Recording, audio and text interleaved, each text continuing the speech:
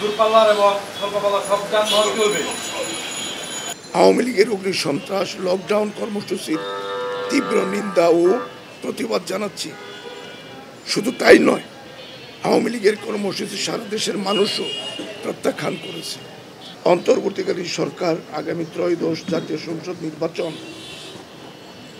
2026-এর পথে এগোচ্ছেন, কিন্তু ফ্যাসিবাদ আওয়ামী লীগের পতিত সাবেক প্রধানমন্ত্রী বিরুদ্ধে হওয়া মানবতা বিরোধী হত্যা মামলার রায়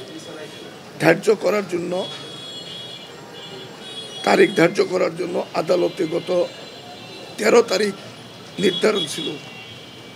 ওই তারিখে আওয়ামী লীগ ঢাকা সহ সারা দেশে লকডাউন কর্মসূচি ঘোষণা করে এতে সারা দেশে প্রায় 20টি গাড়িতে অগ্নিসন্ত্রাস করে গাড়ি পুড়িয়ে দেয় এবং ময়মনসিংহ বাসের আগুন দিয়ে আমাদের পরিবহন শ্রমিক জুলহাস ড্রাইভারকে নির্মমভাবে পুড়িয়ে হত্যা করে।